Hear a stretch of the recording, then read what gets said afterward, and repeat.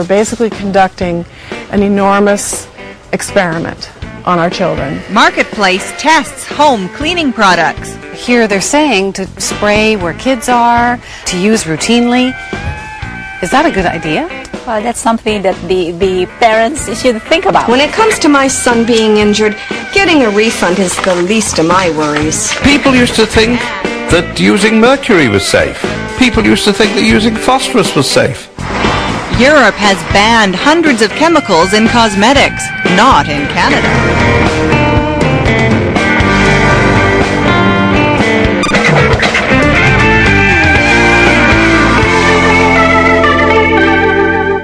Hi, welcome to Marketplace. I'm Erica Johnson in Vancouver.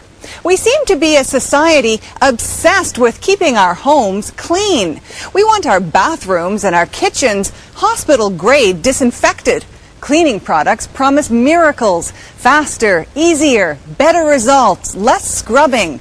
But could it be our clean freak streak is actually harming our kids? Here's Wendy Mesley with the story.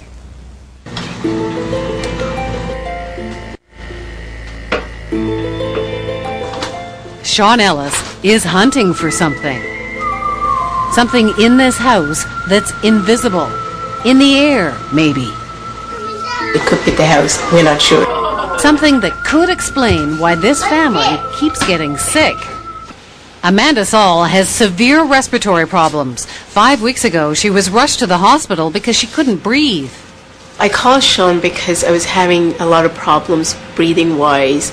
And I wasn't sure if it had to do with the house, with the molds and stuff, or if it had to do with the quality of the house, or maybe even our cleaning products. Her oldest son, Kieran, is 3 years old. Like so many kids these days, he suffers from allergies, eczema, and recently, asthma. It's my oldest that I'm concerned about because he has asthma, so anything could trigger that. So Amanda turned to Ellis, a toxicologist who's begun marketing his services to anxious homeowners.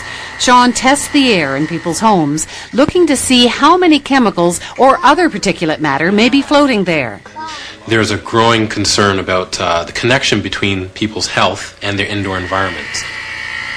Sean tests for all kinds of things: mold, moisture, and more, he's testing for chemicals. Some of my clients using cleaners, especially if it's a combination of cleaners, can actually make them dizzy or have headaches.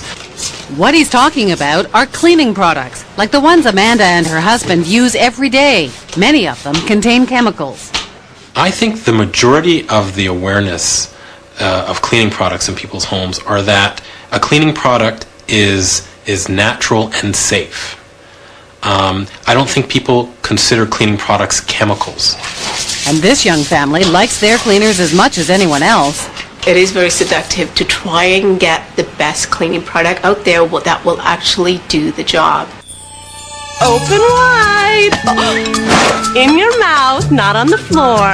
Speaking of seductive, check out the advertising. The Come On to Parents is full of babies and young children looking adorable and oh so vulnerable. It's a parent's job to keep them free from germs. So, say the ads, spray that change table with Lysol, clean that high chair with disinfecting wipes, and don't forget to mop those floors before putting baby down to play.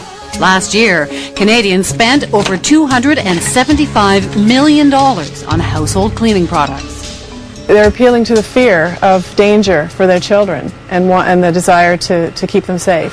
Lysol spray kills 99.9% of germs. Kathy Cooper is a senior researcher with the Canadian Environmental Law Association. What do you think when you see that? I find it very troubling that those kinds of chemicals are being sprayed in a child's crib. I think it's unnecessary, and I worry about the long-term toxicity.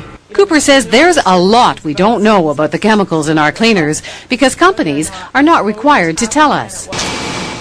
In Vancouver, Larry Stoffman is an international expert on chemical hazards information.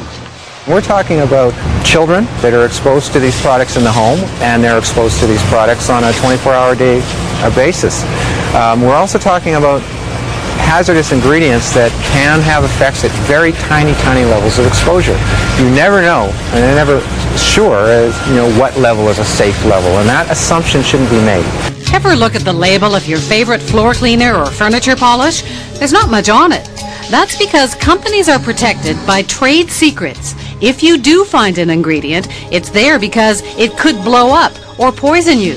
Many other chemicals are not even listed. If you had the kind of labeling laws, for instance, they have in Europe, where it would tell you that this product contains something that may cause cancer, for example, and another similar product that does the same job doesn't, you might not buy the product that contains the carcinogen. We're basically conducting an enormous experiment on our children and our children's children.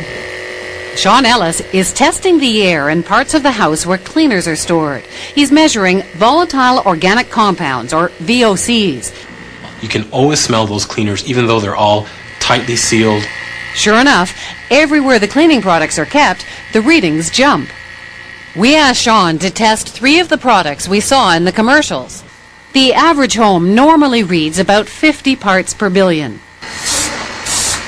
Let's see what happens with the Pledge. 273 parts per billion. According to Sean, anything over 500 could be a problem for sensitive people. What about Clorox wipes? So again, a simple wipe, and the levels jump up from the hundreds into the thousands here. And finally, the Lysol disinfecting spray. We're now in the parts per million as opposed to the parts per billion. So you're looking at about 12,000. That's about 1,000 times higher than the Clorox. I'm cleaning the counters, but am I doing something opposite where I'm affecting my kids' respiratory problems? We live in an increasingly chemical society. Experts don't know how dangerous these chemicals might be, but they are starting to worry. Looks pretty on me. It's a little tricky at 5, but it doesn't take long for little girls to get the knack of making up. I'd probably feel like disgusting without it. By the time teens are young women, some are dangerously addicted.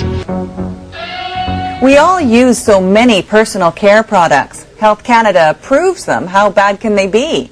Well, Marketplace has uncovered a small but fierce debate. A growing number of scientists say chemicals in products like this may, over time, give us cancer. Cosmetics produced by mainstream, produced and sold by mainstream industries are literally a witch's brew of carcinogenic ingredients. Ugly words to the beauty business.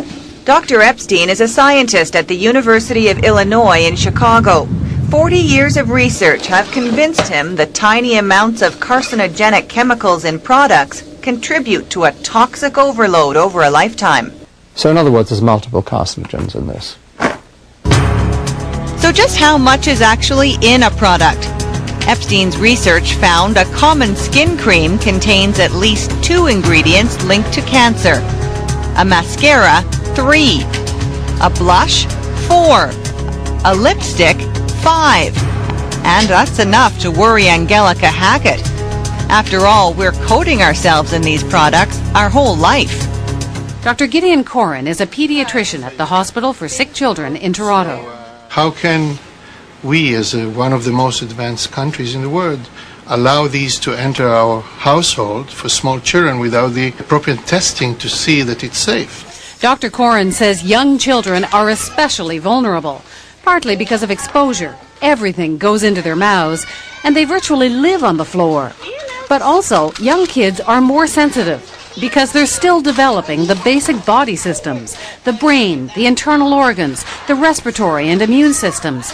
Even the reproductive system is not fully developed until adolescence. We got a call just last week from a supervisor in a daycare center. They said, well, we've been using some different cleaning chemicals in our daycare, and suddenly not only the staff but the children are complaining of problems, and they wanted to know what was in the cleaning products. There are no resources in this country for people like that to turn